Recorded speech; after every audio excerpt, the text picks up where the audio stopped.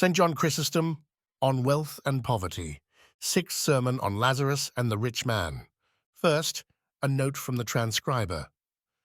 The fifth sermon is excluded from this series as St. John did not continue discussing the topic of wealth and poverty, feeling that his audience had heard enough on the topic. The sixth and seventh sermons were picked up after an earthquake and thus discussed the importance of God's judgment. Now, on to the sixth sermon. Have you seen God's power? Have you seen God's love for mankind? His power because he shook the world. His love because he made the tottering world firm again. Or rather, you saw both his power and his love in both. For the earthquake showed his power, and its cessation showed his love, because he shook the earth and made the world fast again, because he set it upright when it was rocking and about to fall. The earthquake has gone by, but let the fear remain. The tossing has run its course. Do not let discretion depart with it. We spent 3 days in prayer. Let us not relax our zeal. This is why the earthquake came, because of our laxity. We relaxed, and we summoned the earthquake. We renewed our zeal, and we drove away his anger. Let us not relax again, or we may again summon his anger and his retribution.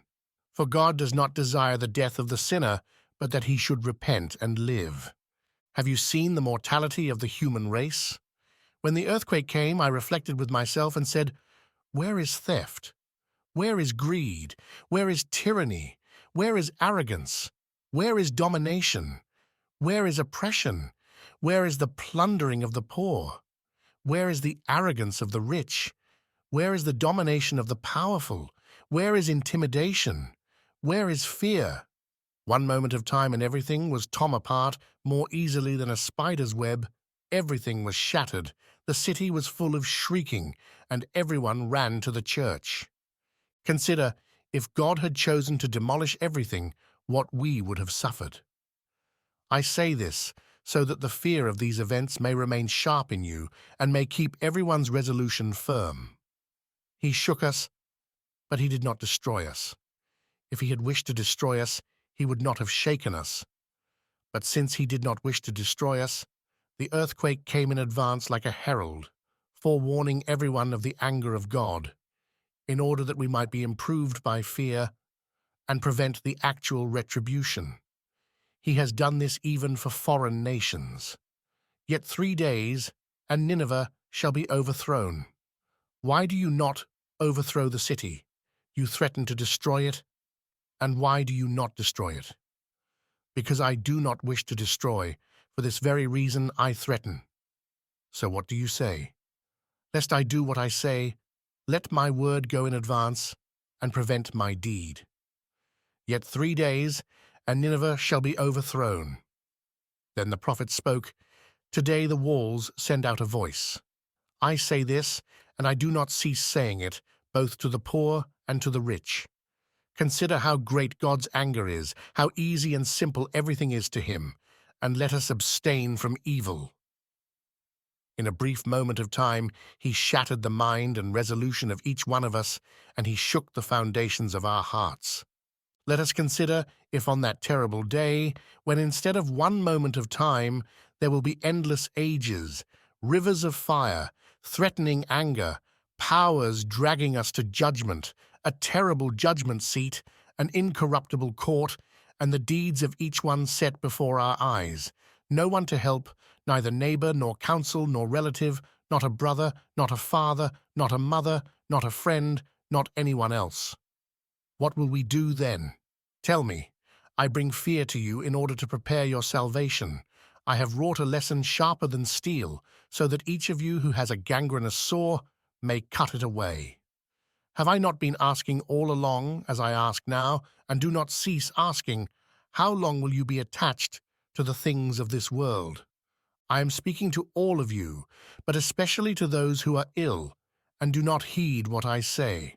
Or rather, the sermon is useful for each of you, for the ill person to make him well, and for the healthy person to keep him from falling ill. How long does money last? How long does wealth? How long ostentatious houses? How long the frenzied quest for pleasure in material things? See, the earthquake came. How did wealth help anyone? The labor of both rich and poor was shattered. The possession perished along with the possessor, the house along with the builder. The city became the common tomb of all, a tomb not constructed by the hands of craftsmen, but prepared by the disaster itself. Where was wealth? Where was greed? Do you see that everything was slighter than a spider's web? But you will ask me, how do you help by preaching? I help if anyone hears me. I do my duty. He who sows, sows. The sower went out to sow. Some seeds fell beside the road, some on the rock, some among thorns, but some on good soil. 3 parts perished, and 1 was saved. He did not stop farming, but since 1 part survived, he did not cease from working the soil. Here also, when I have scattered such a quantity of seed, it is impossible that it should not bring forth some harvest for me. If not everyone listens, half will listen. If not half, a third. If not a third, a tenth. If not a tenth, if even 1 from the crowd listens, let him hear. It is not a small thing for even 1 sheep to be saved, since that shepherd left the 99 sheep and ran after the one which had strayed.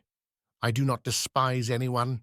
Even if he is only 1, he is a human being, the living creature for which God cares. Even if he is a slave, I may not despise him.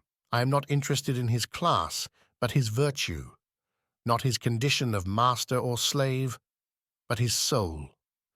Even if he is only 1, he is a human being, for whom the heaven was stretched out. The sun appears, the moon changes, the air was poured out, the springs gush forth, the sea was spread out, the prophets were sent, the law was given. And why should I mention all these, for whom the only begotten Son of God became man? My Master was slain, and poured out his blood for man. Shall I despise him? What pardon would I have? Do you not hear that the Lord conversed with the Samaritan woman and spent many words? He did not despise her because she was a Samaritan, but because she had a soul, he cared for her. He did not neglect her because she was a harlot, but because she was going to be saved and had showed faith. She often benefited from his concern. As for me, I will not stop speaking, even if there is no one at all who listens. I am a physician, I apply remedies, I am a teacher, I am bidden to give advice. It is written, I have made you a watchman for the house of Israel. Do I not succeed in setting anyone upright? What of it? I still have my reward. Besides, I spoke of an extreme case. It is impossible that in so great a crowd someone should not be set upright. These very pretexts and excuses are made by careless listeners. I hear, someone says, every day, and I do not act. Hear, even if you do not act. From the hearing, the action also may come about. Even if you do not act, you are ashamed of your sin. Even if you do not act, you are changing your attitude. Even if you do not act, you are condemning yourself because you do not act. And where does this self-accusation come from? Is it the fruit of my words? When you say, alas, I have heard, and I do not act, your alas is the prelude to a change for the better. You have sinned. Have you mourned? You have dissolved the sin. First confess your transgressions, that you may be justified. If you are gloomy or dejected, dejection may be a beginning of salvation, not by the nature of dejection, but by the kindness of the Master. For the sinner, grief is not a small defense. I saw that he was grieved and dejected, it is written, and I healed his anguish. O ineffable kindness and inexplicable goodness, he was grieved, and I healed him. Is this a great thing, that he was grieved? It is not a great thing, but made it an occasion for healing his anguish. Did you see how, in a brief moment of time, he brought everything together? So think over continually in yourselves that evening of the earthquake. Everyone else was afraid because of the earthquake, but I was afraid because of the cause of the earthquake. Do you understand what I mean? They were afraid that the city would collapse and they would die. But I am afraid that the Master is angry with us. Death is not grievous, but it is grievous to provoke the Master. So I was not afraid because of the earthquake, but because of the cause of the earthquake. For the cause of the earthquake was the anger of God, and the cause of his anger was our sins. Never fear punishment, but fear sin, the mother of punishment. Is the city being shaken? What of it? But do not let your resolution be shaken. In the case of diseases and injuries, we do not grieve for those who are being cured, but for those who have incurable diseases. Sin is the same as disease or injury. Retribution is the same as surgery or medicine. Do you understand what I'm saying? Pay attention. I want to teach you a word of wisdom. Why do we grieve for those who are being punished, but not for those who are sinning? Punishment is not as grievous as sin, for sin is the reason for the punishment. If you see someone with a putrefying sore and worms and discharges coming from his body, and you see him neglecting his infection, but you see another person with the same affliction benefiting from the hands of physicians, from cautery and surgery and bitter-tasting medicines, for whom will you grieve? Tell me, for the one who is ill and is not being treated, or for the one who is ill and is being treated? In the same way, imagine two sinners, one being punished, the other not being punished. Do not say this one is lucky because he is rich, he strips orphans of their property, and he oppresses widows. Apparently he is not ill, he has a good reputation in spite of his thefts, he enjoys honor and authority, he does not endure any of the troubles which afflict mankind, no fever, no paralysis, nor any other disease. A chorus of children surrounds him, his old age is comfortable. But you should grieve most for him, because he is indeed ill and receives no treatment. I shall tell you how. If you see someone afflicted with dropsy, his body swollen with a painful spleen, and not hurrying to the doctor, but drinking cold water, keeping a sybaritic table, getting drunk every day, surrounded with bodyguards, and aggravating his disease, tell me, do you call him lucky or unlucky? If you see another person afflicted with dropsy, benefiting from the care of doctors, purging himself with hunger, with great difficulty, braving his bitter medicines, which are painful, but bring forth health through pain, do you not call this person more fortunate than the other? It is agreed. For one is ill and is not treated, but the other is ill and benefits from treatment. But you may say, the treatment is painful, but its purpose is beneficial. Our present life is like this also, but you must change the words from bodies to souls, from diseases to sins, from the bitter taste of medicines to the retribution and judgment from God. What the medicines, surgery, and cautery are for the physician, chastisement is for God. Just as fire is often used to cauterize, to prevent the spread of infection, and as the steel removes decayed flesh, bringing pain but providing benefit, so hunger and disease and other apparent evils are used on the soul instead of steel and fire to prevent the spread of disease by analogy with the body and to make it better. Suppose that there are two fornicators. Imagine the picture that my words describe two fornicators, but one rich and the other poor. Which has more hope of salvation? Obviously, we agree, the poor man. So you must not say, the rich man commits fornication and is rich, therefore I call him lucky.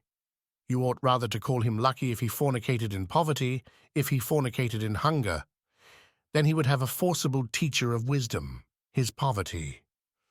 When you see a bad person faring well, then weep, for there are two evils, the disease and its incurability. When you see a bad person in misfortune, console him, not only for the reason that he is becoming better, but also because he is expiating many of his sins in this life.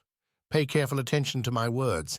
Many people both expiate their sins here and endure judgment hereafter, but some here only, and some hereafter only.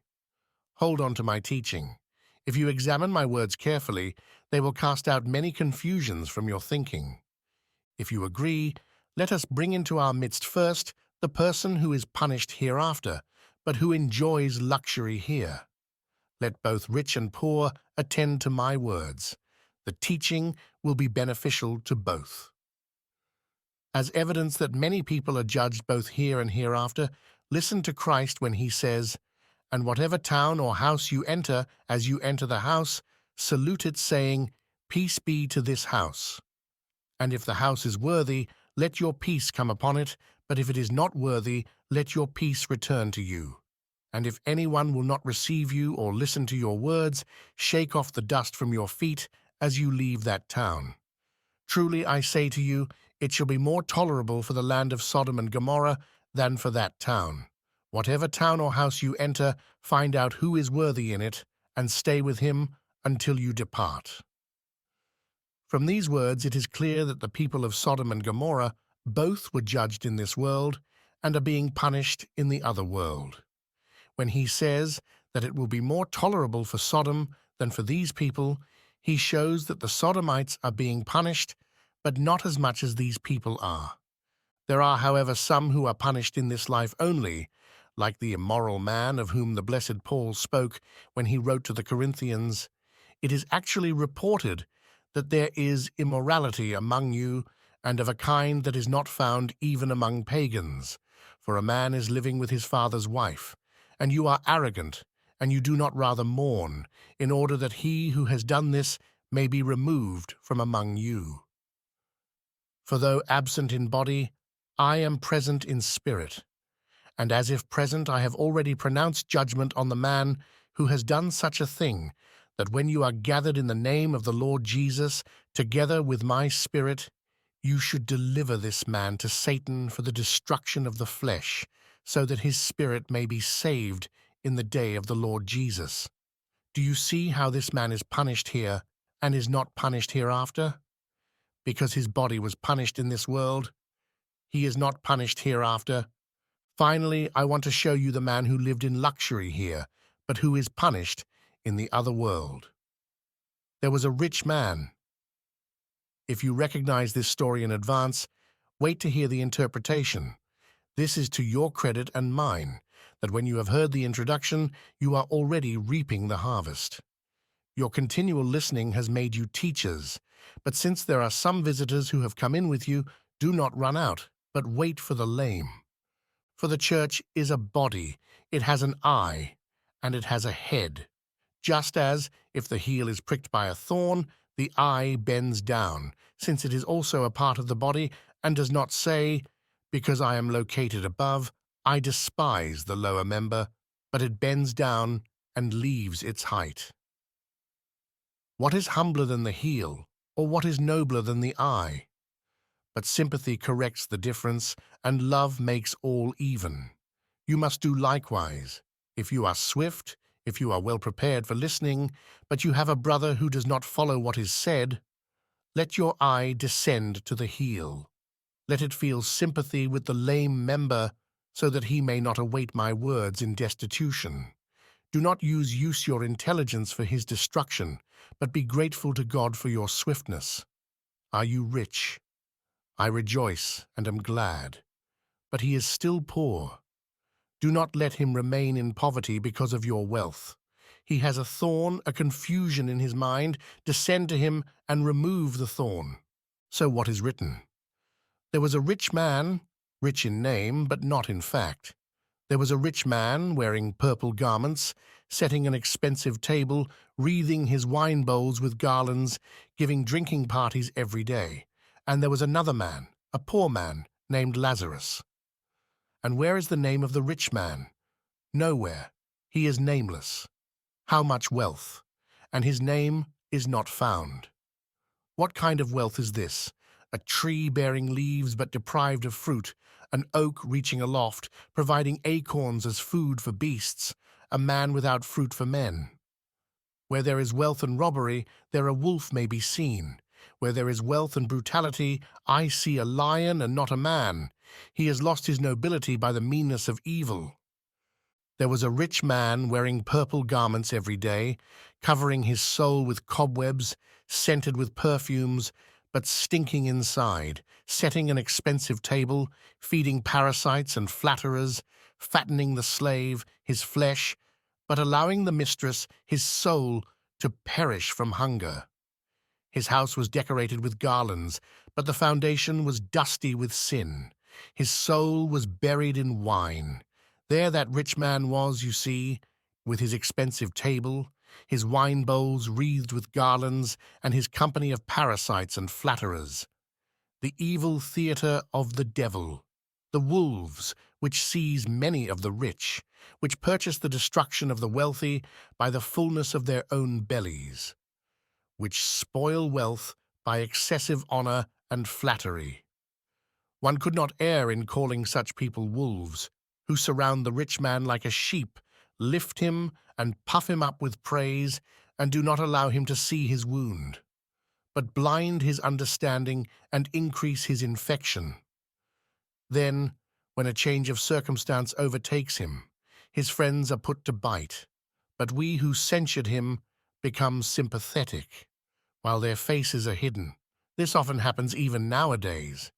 There that rich man was, you see, feeding parasites and flatterers, making his house a theatre, weakening everyone with wine, passing his time in great prosperity. There was another man, Lazarus, groaning with sores, sitting at the gate of the rich man, and desiring crumbs. He thirsted at the spring, he hungered in the midst of prosperity. And where was he lying? Not in the road, not in a street, not in an alley, not in the middle of the marketplace, but at the gate of the rich man, where he had to go in and out, so that he could not say, "I did not see him. I passed by, and my eyes did not see him." He lies at your entrance, the pearl in the mud, and do you not see him? The physician is at your gate, and do you not accept the treatment? The pilot is in the harbor, and do you endure shipwreck? Do you feed parasites, and do you not feed the poor? This happened in the past, and it happens even now. This is why this story is written, so that those who come later may learn from the events and may not suffer the same disaster as this man did. The poor man lay at the gate, you see, poor outwardly, but rich inwardly. He lay wounded, in body, a treasure chest with thorns above, but pearls underneath. What harm came to him from the weakness of his body, since his soul was healthy? Let the poor hear and not be suffocated by discouragement. Let the rich hear and change from their wickedness. This is why the two images are set before us, the images of wealth and poverty, of cruelty and endurance, of patience and greed, so that when you see a poor man injured and despised, you may not consider him unfortunate, and when you see a rich man adorning himself, you may not consider him fortunate. Run back to the parable. If the shipwreck of thoughts confuses you, rush to the harbor, take comfort from the explanation, think how Lazarus was despised, think how the rich man prospered and enjoyed luxury, and do not let any of the things which happen in life confuse you. If your understanding is accurate, the waves do not sink you. The ship is not submerged if you distinguish the nature of things by the discernment of your thoughts. Why do you say to me, "My body is in difficulty"? Do not let your mind be harmed also. So and so is rich and wicked. What of it? But the evil is not visible. Do not evaluate the person for me by his outside, but by his inside. If you see a tree, do not examine its leaves or its fruit. In the same way, also with a human being, if you see someone, do not evaluate his outside, but his inside. Examine the fruit and not the leaves. Perhaps it is really a wild olive tree, but is thought to be a cultivated olive tree. Perhaps he is really a wolf, but is thought to be a human being. You see, you should not examine his nature, but his character, not his appearance, but his disposition, and not his disposition only, but investigate his whole way of life. If he loves the poor, he is a human being, but if he is wholly involved in commerce, he is an oak tree. If he has a savage temper, he is a lion. If he is rapacious, he is a wolf. If he is deceitful, he is a cobra. You should say, I am looking for a human being. Why have you shown me a beast instead of a man? Learn what really is the virtue of a human being, and do not be confused. Lazarus, you see, was lying at the gate, wounded, wasting away with hunger. The dogs came and licked his wounds. The dogs showed more love of mankind than the man did when they licked his wounds and cleaned and removed the infection. He lay there, sitting like a gold coin beside the road, but even more valuable. He did not say what most poor people say. Is this providence? Does God oversee human affairs? Do I live in righteousness and am I poor, while he lives in iniquity and is rich?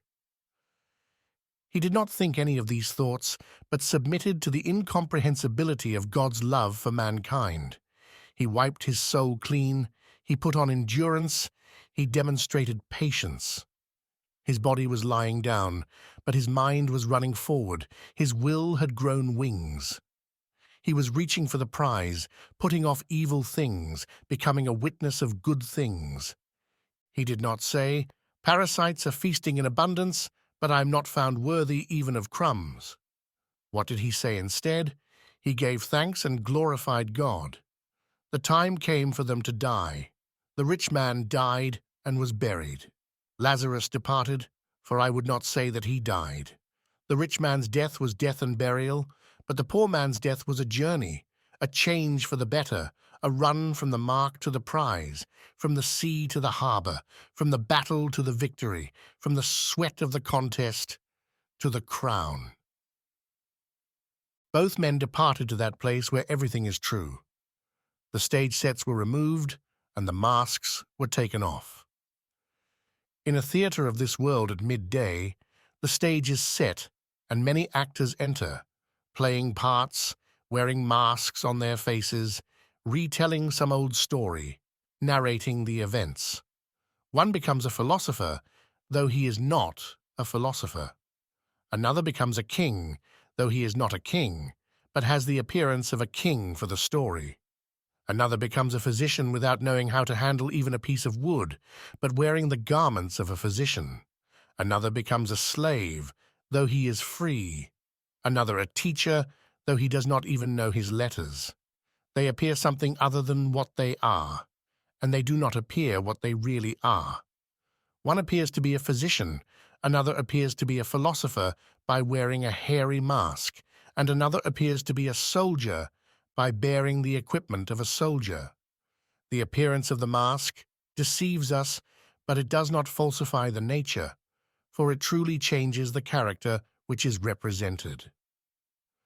As long as the audience remain in their seats, the masks are valid, but when evening overtakes them and the play is ended and everyone goes out, the masks are cast aside. He who is king inside the theater is found to be a coppersmith outside.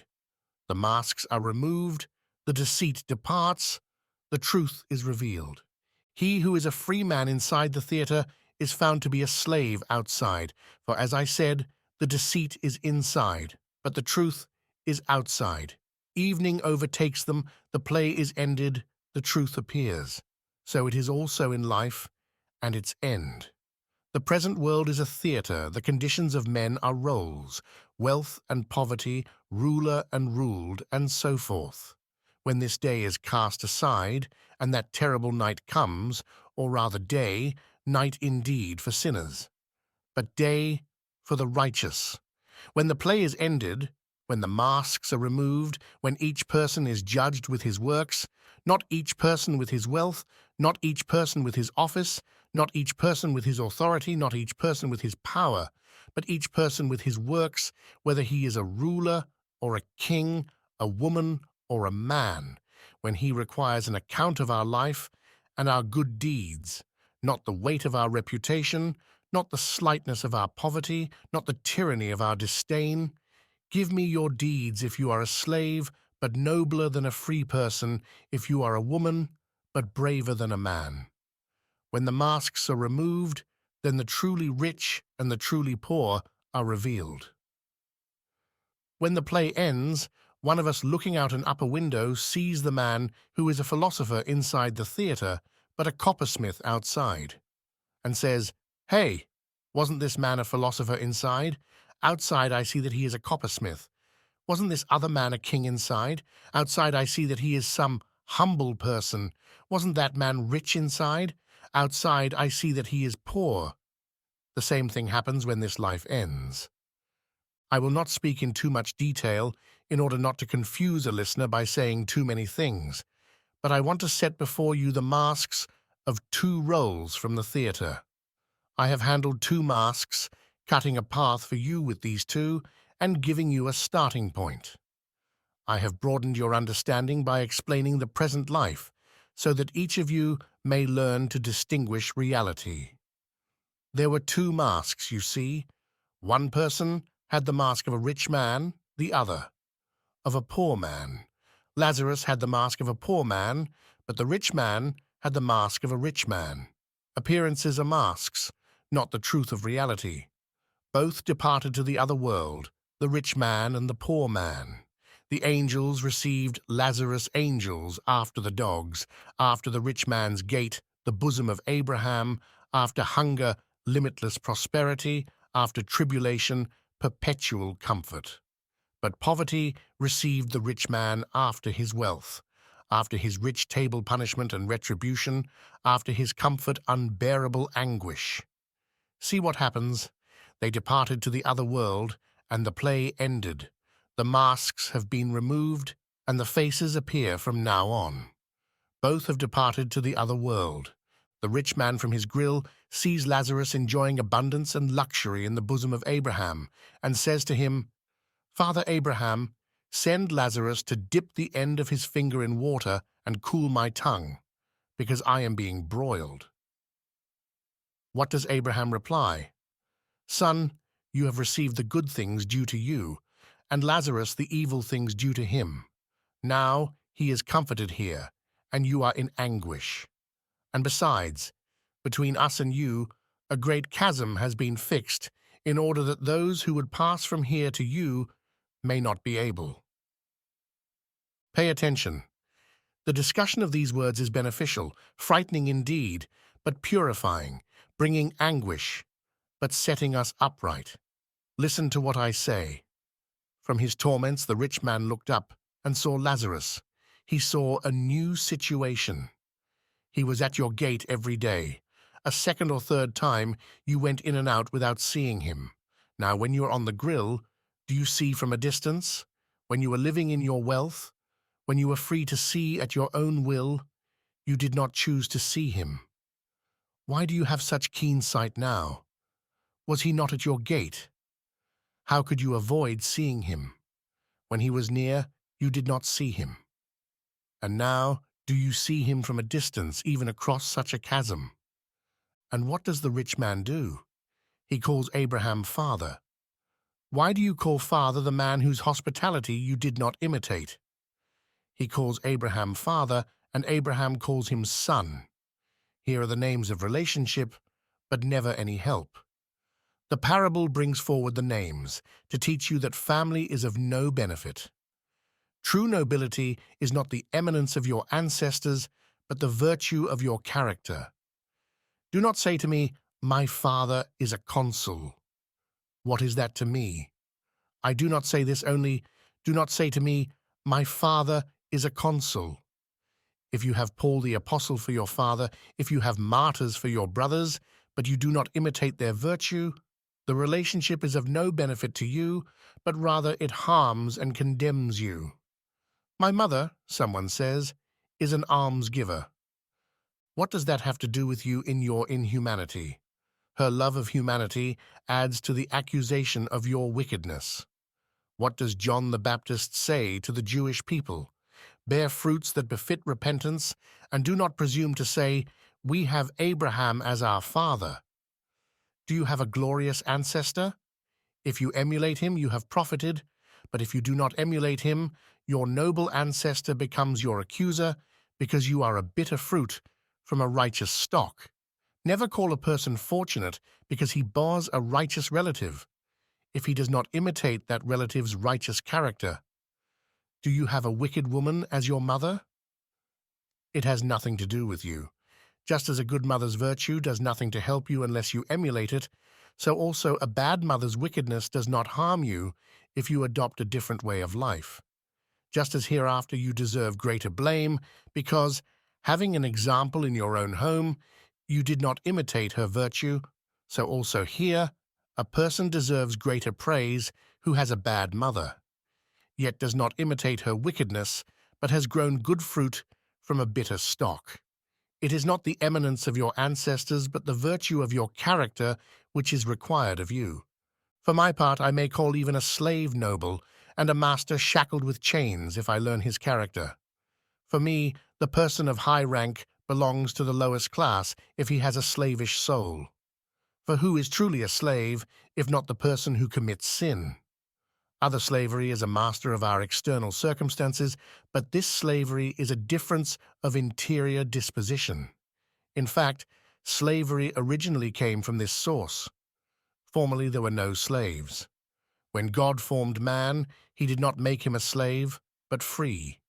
He made Adam and Eve, and both were free. So how did slavery begin? The race of men drifted off course, passed beyond the proper limits of desire, and were carried away with licentiousness. Hear how this came about. There was a flood, a common shipwreck of the whole inhabited world.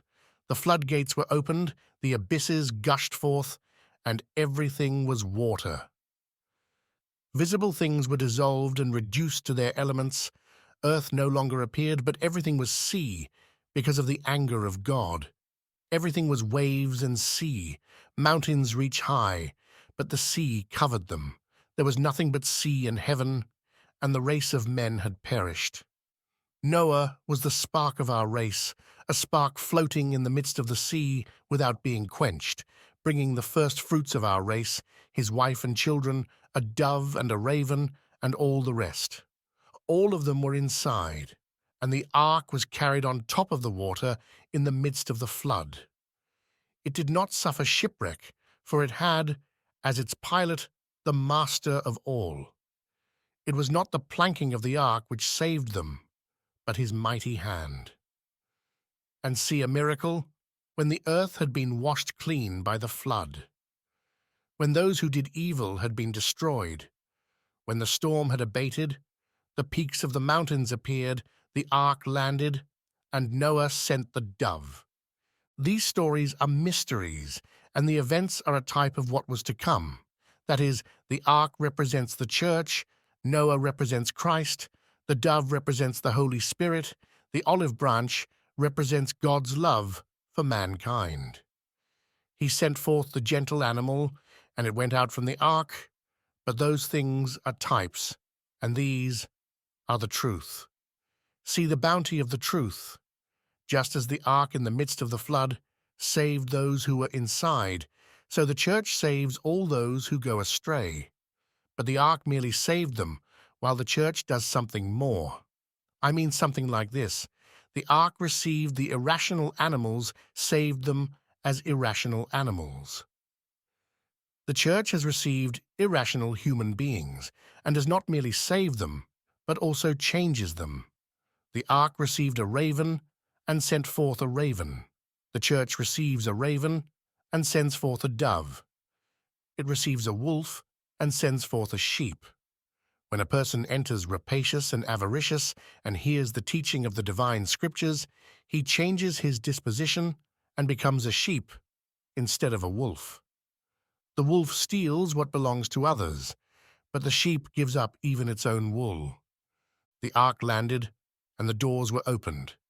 Noah went forth, saved from shipwreck. He saw the earth made desolate. He saw a tomb improvised from mud, a common grave of animals and men, all the bodies of horses, human beings, and all kinds of irrational beasts buried together in heaps. He saw that tragedy. He saw the earth groaning bitterly. He was very discouraged. Everyone had perished. No human being, no animal, nothing else outside of the ark had been saved. He saw only the heavens. He was overcome by discouragement. He was held fast by anguish. He drank wine and yielded himself to sleep to relieve the wound of his discouragement. He lay on his bed, yielding himself to sleep as if to a doctor, obtaining forgetfulness in his mind of what had taken place, as usually happens when an old man drinks wine and falls asleep. We must defend the righteous man, because he did not desire drunkenness and passion, but used them to heal his wound. Solomon also says this: "Give wine to those in grief, and strong drink to those in anguish." For this reason, many people, especially at funerals, when someone has lost a child or a wife, when emotion overcomes him, when discouragement surrounds him, when consciousness rules over him, take their friends into their own house and make a generous drinking party. They give undiluted wine to the one who is mourning to relieve his pain. The same thing happened then to Noah. Overcome by discouragement, he used wine like a medicine, and by means of the wine yielded himself to sleep. But in order that you may learn how slavery began, a little later that accursed son of his went in his son by nature, but not by character. Again I say that nobility is not the eminence of ancestors, but the virtue of one's character.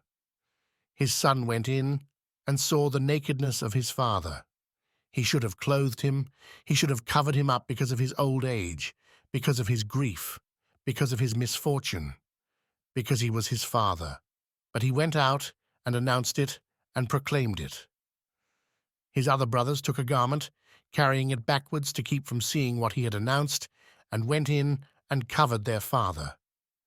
When their father arose, he knew everything that had happened, and he began to say, "Cursed be the child Canaan, he shall be a servant to his brothers."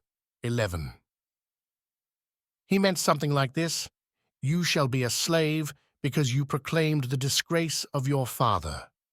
Do you see that slavery came from sin, and wickedness introduced slavery? Shall I show you freedom arising from slavery?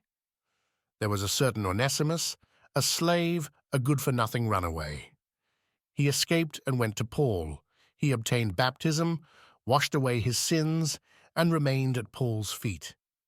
Paul writes to the slave's master, "Onesimus, who formerly was useless to you, but now is useful indeed to you and to me. Receive him as you would receive me." What had happened? I have become his father in my imprisonment. Do you see his nobility? Do you see a character that brings freedom? Slave and free are simply names. What is a slave? It is a mere name. How many masters lie drunken on their beds while slaves stand by sober? Whom shall I call a slave? The one who is sober or the one who is drunk? The one who is the slave of a man or the one who is the captive of passion? The former has his slavery on the outside, the latter wears his captivity on the inside. I say this, and one will not stop saying it, in order that you may have a disposition which serves the true nature of things, and may not be led astray by the same deception as most people, but may know what a slave is, what a poor person is, what an ignoble person is, what a fortunate person is, and what passion is. If you learn to distinguish these, you will not be subject to any confusion. But lest the digression, which has become rather long, lead my sermon astray, let us return to the subject.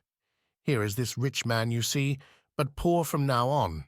Or rather, when he was rich, he was poor.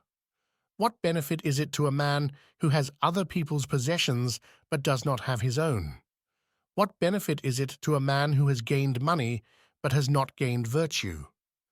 Why do you take others' possessions and lose your own? I have, he says, fruitful land. What of it? You do not have a fruitful soul. I have slaves, but you do not have virtue. I have clothing, but you have not obtained piety. You have what belongs to another, but you do not have what is your own. If someone gives you a deposit of money in trust, I cannot call you rich, can I? No. Why not? Because you have another's money. For this is a deposit. I wish it were only a deposit, and not a sum added to your punishment. So when the rich man sees Lazarus, he says, "Father Abraham, have mercy on me. These are the words of a pauper, a mendicant, a beggar. Father Abraham, have mercy on me. What do you want? Send Lazarus. The man whom you passed by 1,000 times, whom you did not want to see, now do you seek to have him sent to you for your salvation. Send Lazarus. And where are your cupbearers? Where are your carpets? Where are your parasites? Where are your flatterers? Where is your vanity? Where is your presumption? Where is your buried gold? Where are your moth-eaten garments? Where is the silver which you valued so highly? Where are your ostentation and your luxury? They were leaves winter seized them, and they are all withered up. They were a dream, and when day came, the dream departed. They were a shadow. The truth came, and the shadow tied away. Send Lazarus. Why does he not see any other righteous person? Why not Noah or Jacob or Lot or Isaac, but Abraham? Why? Because Abraham was hospitable and brought travelers into his tent. Abraham's hospitality, you see, becomes a more serious accusation against the rich man's inhumanity. Send Lazarus. When we hear, let us be afraid, my beloved, lest we also see the poor and pass them by, lest instead of Lazarus there be many to accuse us hereafter. Send Lazarus to dip the end of his finger in water and cool my tongue, because I am being broiled. For with what measure ye mete, it shall be measured to you again. Did you fail to give a share of your crumbs? You do not receive a share of water drops. Send Lazarus to cool my tongue with the end of his finger, because I am being broiled. And what does Abraham say to him? Son, you have received in your life the good things due to you, and Lazarus likewise the evil due to him. And now he is comforted here, but you are in anguish.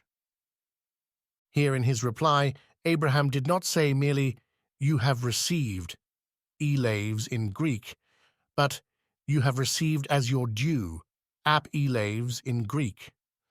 The addition of the prefix ap makes a big difference.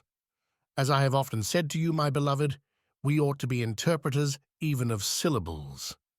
Search the scriptures, it is written, for often one iota or one dot awakens an idea.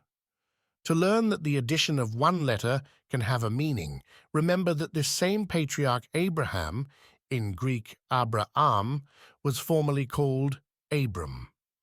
God said to him, your name shall not be Abram but Abraham. He added an A and made him the father of many nations.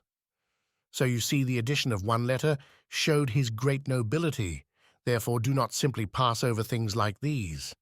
For Abraham did not say, you have received your good things, but you have received as your due. He who receives as his due receives what is owed to him as a debt. Pay attention to what I'm saying. Receiving is one thing, and receiving what is due is another. A person receives as due what he had before, but often receives what he had not obtained before. You have received the good things due to you, and Lazarus, the evil things due to him. See how both the rich man received the good due to him, and Lazarus received the evil due to him. I have said all this because of those who are punished here, but not hereafter, and because of those who live in luxury here, but are punished hereafter. So pay attention to what I say. You have received the good things due to you, and Lazarus the evil things due to him. The things owed, the debts. Pay attention to our inquiry. I am coming to the point. Let me weave the web. Do not become confused by the introduction. When I say something like this, wait for the conclusion. I want to make you keen-sighted and not simply exercise you superficially, but bring you to the deep of the divine scriptures. Aye, deep without storms, a deep safer than any calm sea. The farther out you go, the greater safety you find. For here there is no disordered rush of waters, but an orderly arrangement of ideas. You have received the good things due to you, and Lazarus the evil things due to him. And now he is comforted, but you are in anguish. This is an important inquiry. I said that he who receives something as due receives a debt which is owed to him. So if Lazarus was righteous, as indeed he was, and he appeared in the bosom of Abraham with his crown, his prize, his comfort, his enjoyment, the rewards of his endurance and his patience, but the other was a sinner, thoroughly wicked and inhuman, spending his life in luxury and drunkenness, setting a sybaritic table, involved in such licentiousness and wantonness, why does Abraham say to him, "You have received as your due"? Was some debt owed to him, a wealthy man, a profligate and inhuman person? What was owed to him? Why did Abraham not say, "You received," but "you received as your due"? Pay attention to what I am saying. Retribution was owed to him. Punishment was owed to him. Anguish was owed to him. Why did Abraham not say, "You have received them," but "You have received those things as your due," meaning that life of his and Lazarus has received the evil things due to him? Stretch your mind. I am going down into the depth of ideas. Among all human beings that exist, some are sinners, and the rest are righteous. So attend also to the difference among the righteous. One person is righteous, but another is more righteous. One is sublime, but another is more so. Just as there are many stars and the sun and moon, so there is a difference among the righteous. There is one glory of the sun, and another of the moon, and another glory of the stars. For one is greater in glory, but another is less. And just as it is among heavenly bodies, so it is also among earthly bodies. And as among bodies, one is a deer, another a dog, another a lion or some other beast, another a snake or something of that kind, so also among sins there are differences. Of human beings, you see, some are righteous and the rest are sinners. But both among the righteous and among sinners there are great differences. Pay attention. If someone is righteous, even if he is 10,000 times righteous, and if he reaches the very height so as to be freed from sin, he still cannot be clean of every spot. Even if he is 10,000 times righteous, yet he is a human being. For who will boast that he has a pure heart, or who will say confidently that he is clean from sin? For this reason we are commanded to say in prayer, "Forgive us our debts," so that by the habit of prayer we may remember that we are subject to punishment hereafter. Even Paul the Apostle, the chosen vessel, the temple of God, the mouth of Christ, the lyre of the Spirit, the teacher of the world, he who crossed land and sea, who drew out the thorns of sin, who sowed the seeds of piety. He who was richer than kings, mightier than the wealthy, stronger than a soldier, wiser than the philosophers, more eloquent than the orators, he who possessed nothing and yet had gained everything, who loosed death by his shadow, who put disease to flight by his garments, who won a victory on the sea, who was snatched up to the third heaven, who entered paradise, who proclaimed Christ as God, he says, "I am not aware of anything against myself, but I am not thereby justified." He who has gained so many and such great virtues still says, "It is the Lord who judges me." So who will boast that he has a pure heart? Or who will say confidently that he is clean from sin? It is impossible, you see, for any human being to be without sin. What do you say? A certain person is righteous, he gives alms, he loves the poor, but he has some fault. He has a violent temper or an exaggerated opinion of himself, or something else of this kind. I do not need to make a complete catalogue. One person gives alms, but often fails to control himself. Another is self-controlled, but does not give alms. One person is renowned for this virtue, another for that virtue. Suppose that a certain person is righteous. Often a person is righteous and has all the good qualities, but has become arrogant because of his righteousness, and his arrogance has spoiled his righteousness. Was not the Pharisee righteous, fasting twice in the week? And what did he say? "I am not like other people, thieves and extortioners." Often from a clear conscience a person has come into arrogance, and the balm which sin did not do to him is done by his arrogance. Indeed, it is not possible for a human being to be so thoroughly righteous as to be clean from sin. Conversely, it is not possible for any human being to be so evil as not to have even a small good quality. I mean something like this. So-and-so commits theft, fraud, and outrage, but sometimes he gives alms, sometimes he controls himself, sometimes he speaks a kind word, sometimes he has helped even one man, sometimes he has mourned, sometimes he has been sad. So neither is there any righteous person without sin, nor any sinner entirely destitute of goodness. What is more grievous than Ahab? He had killed and taken possession. Nevertheless, when he became sorrowful, God said to Elijah, "Have you seen how Ahab has been pricked to the heart? Have you seen how in such a depth of evil some small good has been found? What is worse than Judas the traitor, who was taken captive by the love of money? Nevertheless, even he did a good deed, small though it was, after his betrayal. For he said, 'I have sinned in betraying innocent blood.' This is what I meant. A person is not evil by nature, so that virtue can have no place in him. The sheep can never become a wild animal, for it is gentle by nature. The wolf can never become tame, for it is wild by nature. The laws of the animal's nature are not dissolved nor shaken, but remain immovable. In my case, this does not apply, but I become wild when I wish and tame when I wish, for I am not bound by nature, but I have been honored with freedom of choice. As I said, neither is anyone so good as not to have a small stain, nor is anyone so bad as not to have even a small good quality. Since, therefore, there is a requital for everything, there is also a reward for everything. Even if someone is a murderer, however wicked or greedy he is, if he does something good, the recompense remains for his good deed. His good deed does not go unrewarded because of the evil which he has done. Conversely, if someone has accomplished innumerable good deeds, but has also done something mean, the recompense remains for his mean action. Remember this, keep it firm and immovable.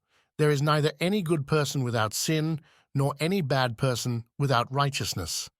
I am saying the same thing again, in order to root the idea, to plant it, to set it in the depth of your hearts.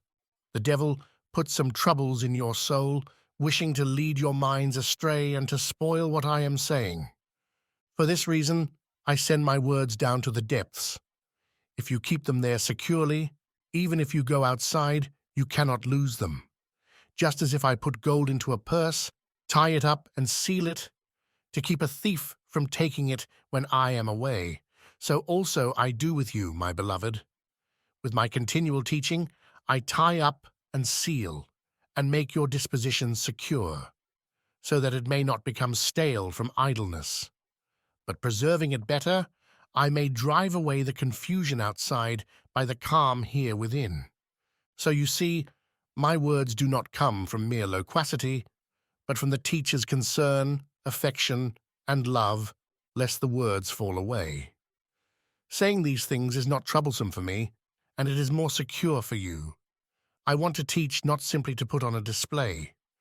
So there is no righteous person who does not have sin, and there is no sinner who does not have goodness. But since there is a recompense for each, see what happens. The sinner receives as his due the fair recompense for his good deeds, if he has even a small good deed, and the righteous person receives as his due the fair judgment for his sin, if he has done even a small evil deed. So what happens, and what does God do? He has set a boundary for the sin between the present life and the age to come. If a person is righteous, but has performed some mean action, and is ill in this life and is handed over to punishment, do not be disturbed, but consider with yourself and say that this righteous man has done some small evil deed at some time, and is receiving his due here in order that he may not be punished hereafter. Conversely, if you see a sinner robbing, defrauding, and doing innumerable evil deeds if he is prosperous, consider that he has done some good at some time and is receiving the good things due to him here, in order that he may not require his reward hereafter. So if someone is righteous and suffers some misfortune, he receives his due here for this purpose, in order that he may put away his sin here and depart clean to the other world. If someone is a sinner, laden with wickedness, ill with innumerable incurable evils, rapacious, avaricious, he enjoys prosperity here for this purpose, in order that he may not seek a reward hereafter. Since, therefore, Lazarus happened to have some sins, and the rich man had some good deed, for this reason Abraham says, "Do not seek anything here.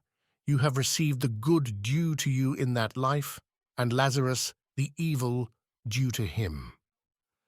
To prove that I'm not simply saying this, but that it really is like this, B says, "You have received the good things due to you."